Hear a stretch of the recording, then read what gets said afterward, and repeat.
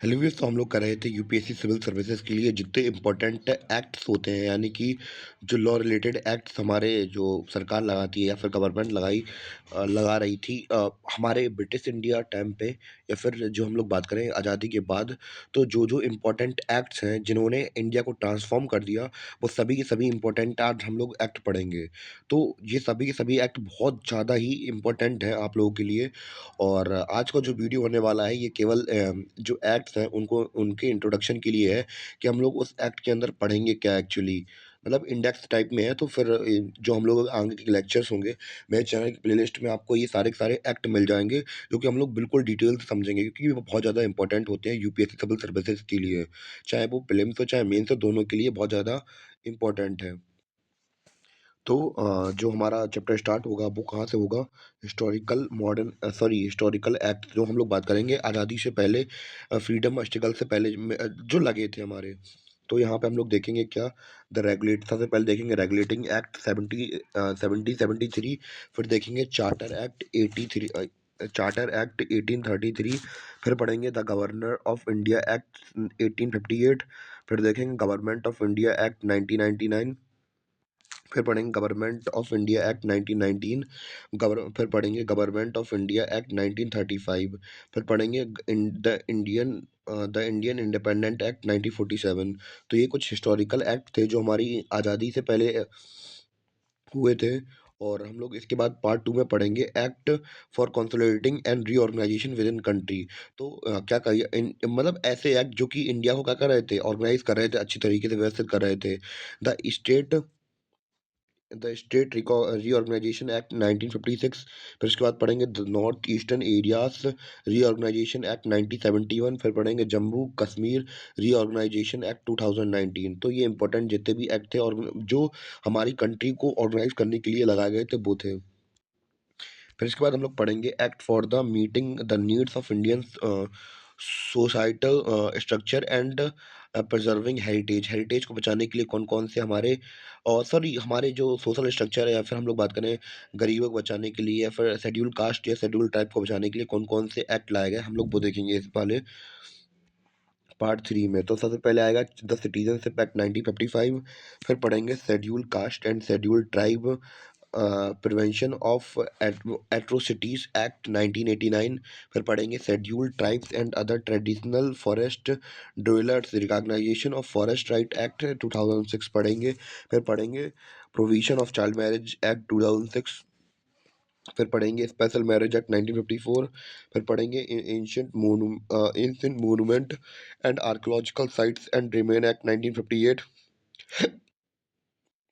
फिर पार्ट 4 के अंदर हम लोग पढ़ेंगे act for welfare and empowerment for women. तो मतलब वुमेन को एम्पावरमेंट या फिर उनकी एम्पावरमेंट करने के लिए हमने कौन कौन से कानून लाए गए, वो इम्पोर्टेंट हम लोग वो देखेंगे। सबसे पहले पढ़ेंगे डाउरी एक्ट 1961। फिर पढ़ेंगे the protection of women from domestic violence act 2005। फिर पढ़ेंगे sexual harassment of women at work place act 2013। फिर पढ़ेंगे the Muslim women protection of right on marriage act 2019 पढ़ेंगे। The Muslim women protection act on divorce act 1986 पढ़ेंगे। फिर part 5 में हम लोग पढ़ेंगे act related with in Indian polity governance and social structure को लेकर कौन कौन से एक्ट आए। तो इसको हम लोग सबसे पहले पढ़ेंगे the representation of people act 1950, representation of people act 1951। फिर पढ़ेंगे the parliament prevention of disqualification act 1959। फिर पढ़ेंगे the provision of panchayat extension to the schedule caste act PESA 1996। फिर पढ़ेंगे एडमिनिस्ट्रेटिव ट्रिब्यूनल एक्ट 1985 पढ़ेंगे। फिर पढ़ेंगे आर्टिवेशन एंड कॉन्सिलेशन एक्ट 1996 पढ़ेंगे। फिर पढ़ेंगे ग्राम न्याय, जुकाम हो गया मुझे थोड़ा सा, द ग्राम न्याय व्यवस्था एक्ट 2008। फिर पढ़ेंगे the contempt of court act 1971। फिर पढ़ेंगे the prevention of insults to nation honour act 1971। फिर पढ़ेंगे the national judicial appointment commission act 2014। फिर पढ़ेंगे एक्ट फॉर वर्नेबल सेक्शन।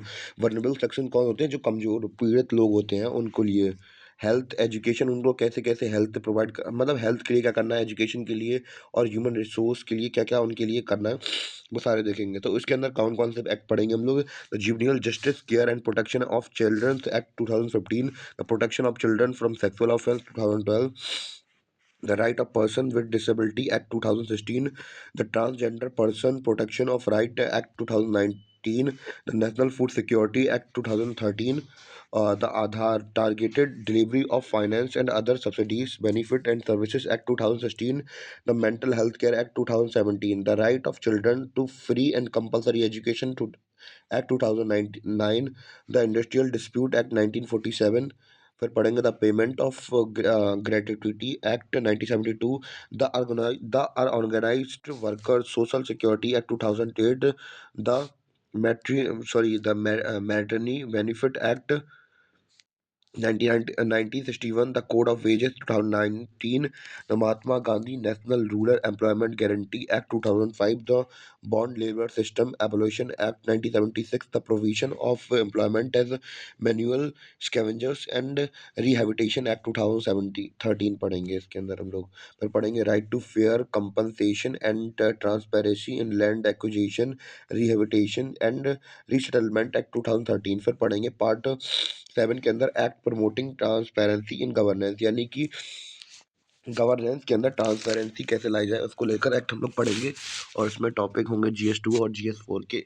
तो इसके अंदर हम लोग कौन कौन से एक्ट पढ़ेंगे। The prevention of corruption act 1988, the central vigilance commission act 2003, the right of information act 2005, the Lokpal and Lokayukta act 2013, the whistle blower protection act 2014।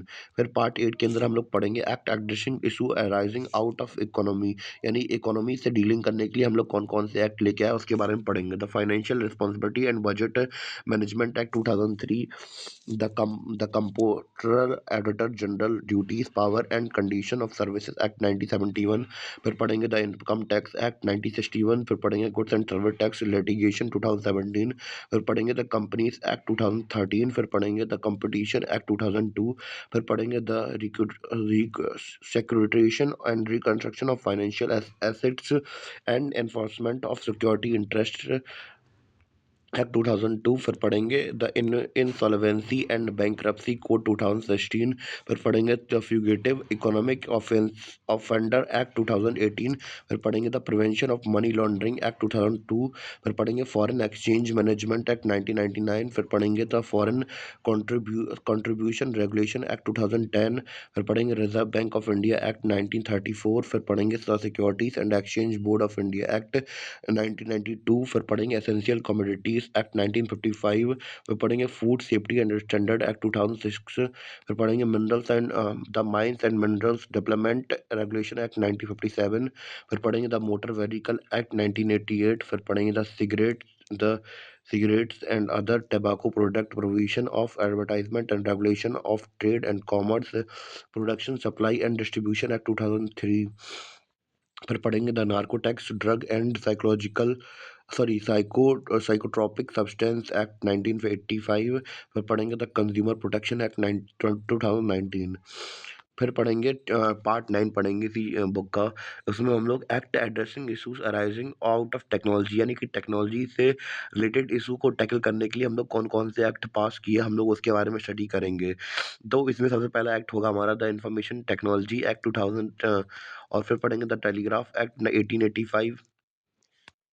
फिर पार्ट 5 के अंदर हम लोग act dealing with intellectual property right, यानी कि जो copyright वगैरह होते हैं, पेटेंट सिस्टम होता है, उसको डीलिंग करने के लिए कौन कौन से राइट्स हम लोग लेके आए वो लोग देखेंगे एक्ट।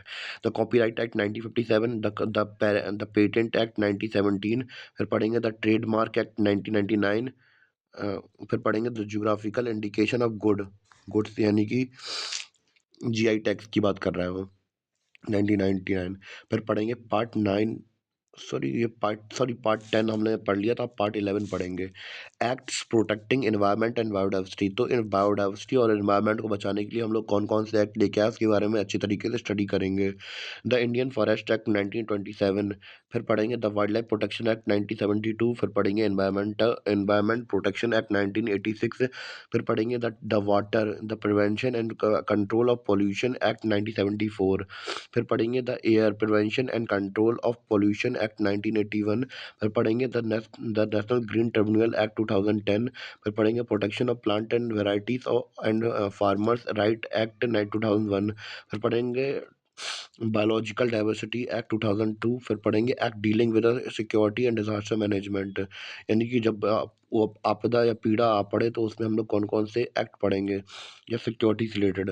तो सबसे पहले हम लोग पढ़ेंगे इंडियन पीनल कोड 1860, फिर पढ़ेंगे the code of civil procedure 1908, फिर पढ़ेंगे the code of criminal procedure 1973, फिर पढ़ेंगे द इंडियन एविडेंस एक्ट 1872, फिर पढ़ेंगे द आर्म्स एक्ट 1959, फिर पढ़ेंगे the unlawful activity prevention act 1967, फिर पढ़ेंगे द नेशनल सिक्योरिटी एक्ट 1981, फिर 81 नहीं 80, फिर पढ़ेंगे द ऑफिशियल सेक्रेटरी एक्ट 1923, फिर पढ़ेंगे नेशनल इन्वेस्टिगेशन एजेंसी एक्ट 2008, फिर पढ़ेंगे the arm forces special power act 1958, फिर पढ़ेंगे एपिडेमिक डिजास्टर एक्ट 1987, फिर पढ़ेंगे डिजास्टर मैनेजमेंट एक्ट 2005। तो फिर अपेंडिक्स 1 प्रीलिम्स क्वेश्चन देखेंगे, फिर मेंस के क्वेश्चन देखेंगे, बस फिर हमारा यही चैप्टर कंप्लीट हो जाएगा। मतलब ये एक तरीके से कहा जाए तो बुक है, और यहाँ से हमारे चैप्टर स्टार्ट हो जाएंगे। और उम्मीद करता हूँ कि आपको जो मैंने अभी आपको इंडेक्स बताई तो समझ में आई हो। अगर कहीं भी डाउट लगा हो तो आप लोग बेझिझक कमेंट कर सकते हैं, मैं आपको बता दूंगा। और बाकी वो जो अगले लेक्चर्स हैं वो मेरे चैनल की प्लेलिस्ट में मिल जाएंगे, और जो प्लेलिस्ट होगी उसका नाम होगा important act the transform India. तो ये डली होगी, तो आप लोग जाके चेकआउट कर लेना। तब तक के लिए धन्यवाद। मिलते हैं अपने अगले लेक्चर के साथ और अगले वीडियो में। और अगर आप लोगों को बाकी के जो यूपीएससी कोर्सेज चाहिए हो तो मेरे चैनल की प्लेलिस्ट में डाले हैं फ्री में, तो जिसे पढ़ने में दिलचस्पी हो तो वो पढ़ सकता है, और जिसे नहीं पढ़ना तो फिर वो अपना काम देखे। तब तक के लिए धन्यवाद।